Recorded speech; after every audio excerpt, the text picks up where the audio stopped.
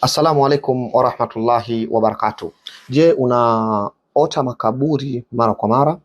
Ama je, unaota umefungwa miguu yako yote miwili kwa kamba madhubuti? Ama umefungwa mikono yako yote miwili kwa kamba madhubuti? Ama je, unaota uko unafanyiwa maandalizi ya kwenda kuzikwa kaburini? Ama unaota uko kaburini tayari umezikwa?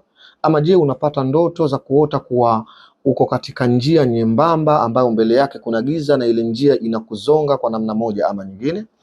Je, unapata ndoto za wanyama wakali, mfano nyoka mweusi, mbwa mweusi, ama simba aliyekamata upanga anakukimbiza? Usiwe na shaka hata kidogo kuwa ukiwa unapata ndoto hizi, jua kabisa huyu mwenye kupata ndoto hizi amefanyiwa uchawi wa kuzikwa kaburini ama uchawi wa kufungwa kaburini.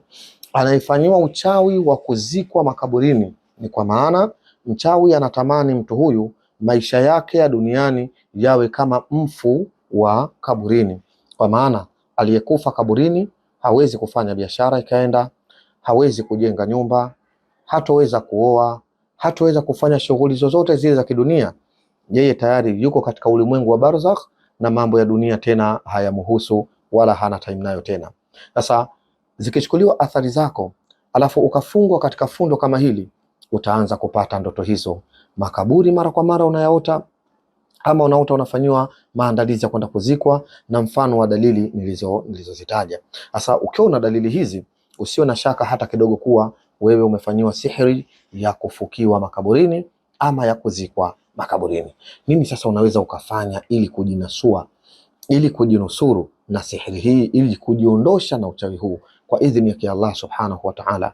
Ndugu yangu, miongoni mwa sura mujarrab zinazotibu aina hii ya uchawi wa kufukia kaburini, basi ni pamoja na sura As-Saffat. Wengi tunaijua sura iliyokuja baada ya suratu Yasin. Ukifungua suratu Yasin, baada ya suratu Yasin, sura inayofuata inaitwa suratu As-Saffat. Sasa suratu As-Saffat na suratu Zilzala, was-Saffati saffa, fazajirati zajra, fataliyati dhikra, ni katika aya inayotibu maradhi haya. Idha zulzilatil ardhu zilzalaha wa akhrajatil ardhu athqalaha wa qala al-insanu ma laha, ni katika sura zinazotibu maradhi haya ya mtu aliyefukiwa, aliyerogwa uchawi wa kuzikwa makaburini. Ukizikwa kaburini, baba yangu, ukizikwa katika makaburi, wallahi alazim, na Allah akikubali sihiri hiyo kupate, hakuna utakalolifanya katika dunia likawa na baraka kutokana na mkono wako. Hakuna utakachoanzisha kikaa kina uhai. Hakuna mwanadamu atakayekupenda, kila watu watakuchukia pasi na sababu za aina yoyote. Hakuna utakalolifanya likawa, hakuna ya kheri utakayotenda jamii kaona umetenda kheri na kukushukuru kwa kheri ile, bali wewe utaonekana kila unachokifanya wewe ni mjinga, wewe ni mpumbavu, wewe ni mtu wa lawama. Hata kama utatenda kheri unaonekana wewe ni mtu wa lawama. Hautoacha kujilaumu baadhi ya nyakati, kila muda utajikuta wewe ni mtu mwenye kujilaumu na nafsi yako, ni mtu mwenye kukata tamaa katika maisha yako, ni mtu mwenye kuona mimi basi tena si lolote si chochote katika huu ulimwengu. Ikiwa wewe ni mhanga wa haya, wallahi ninakuapia solution yako uliyokuwa nayo ni suratu Zilzala, idha zulzilatil ardhu zilzala, na suratu Safati na suratu Safati. Hizi sura mbili ukizitumia katika mfumo huu nitakao kuelekeza kwa idhini ya Allah subhanahu wa ta'ala, mimi sina mashaka kabisa utakuja kunishukuru siku moja. Kinachohitajika kwako ni imani, inahitajika kwako yaqini, inahitajika kwako ikhlas. Ndugu yangu, wallahi alazim, uchawi unatibika kwa maneno ya Allah subhanahu wa ta'ala, wala usiwe na wasiwasi hata kidogo. Sasa vipi unafanya? Nisikilize. Tiba hii unaweza ukajitibu kwa muda wa siku 7 mfululizo pasi na kukosa siku hata hiyo hata moja. Vipi unaanza? Siku ya kwanza kabisa tiba hii unapoianza, ianze asubuhi baada ya salatul fajri. Umesha swali salatul fajri, umemaliza uradi zako zote zile umemaliza, sasa pale unasoma suratu Safati 3 na idha zulzilatil ardhu zilzalaha 7. Unaanza suratu Safati 3, idha zulzilatil ardhu zilzalaha.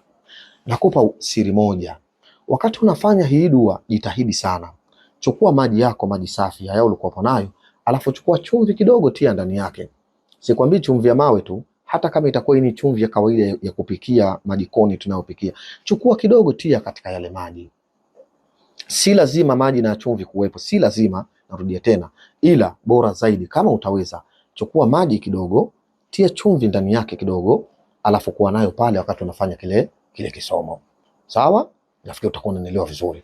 Utakapokuwa umechukua yale maji yako, unaanza kusoma suratu Swafati safa, waswafati safa, fazajirati zajran, fataliyati dhikra. Unaisoma mara 3. Baada ya hapo unasoma idha zulzilatil ardhu zilzalaha, nayo unaisoma mara 3. Utakapomaliza hapo, chukua yale maji yako uliyatia chumvi ndani yake ambayo umeyasomea. Tafuta pahala pazuri pa kuogea, pahala pasafi pa kuogea. Bora zaidi kama utapata sehemu ambayo sio chooni, ila ikiwa hakuna budi. Kwa hiyo utakapopata sehemu ya kuogea vizuri kabisa, pale utakapoogea usivue nguo zote, usiwe uchi wa nyama. Tafuta hata kama aidha ni kitenge ukajifunga, ama mwanaume una boxer pamoja na singlet unakopo nazo. Sasa unakuwa umezivaa pale, lakini sehemu ya faragha uko peke yako, unaweza ukakitenda hichi kitendo baada tu ya kumaliza pale, inakuwa ni bora zaidi wakati wa asubuhi. Ila ukishindwa, unaweza ukafanya muda wowote ule, insha Allah jalla jalaluhu, na Allah atakuwa ni mwenye kukubalia. Sasa yale maji yako wakati unakwenda kuoga, usiwe uchi wa mwili. Yale maji ambayo umeyatengeneza, chukua maji ambayo kiasi chake unajua kiasi hichi naweza nikaoga, kama ndoo moja hivi ya lita 10, alafu mule unatia na chumvi ile kidogo. Sasa utakapokuwa umemaliza pale, yale maji unaenda kuyaoga, unaanza kuoga ubavu huu wa kulia, ukimaliza unaoga ubavu huu wa kushoto, alafu baadaye unajimwagia hapa kati na kushosha chini. Wapo baadhi ya wenye ujuzi Allah aliowajalia, wenye ujuzi zaidi na matibabu ya uchawi, wao waliendelea wakasema ni bora ukiweza kupata maji ya bahari, chukua pia maji ya bahari. Hayo hauna haja tena ya kutia chumvi ndani yake. Yaani chukua maji ya bahari atakayokutosha, nenda kayafanyia shughuli hii. Insha Allahul Karim utaona maajabu ya Mwenyezi Mungu Subhanahu wa Ta'ala. Sasa hii unafanya kwa muda wa siku 7. Siku ya kwanza, siku ya pili, siku ya 3, siku ya 4, siku ya 5, siku ya 6, siku ya 7. Kwa idhini ya Allah Subhanahu wa Ta'ala.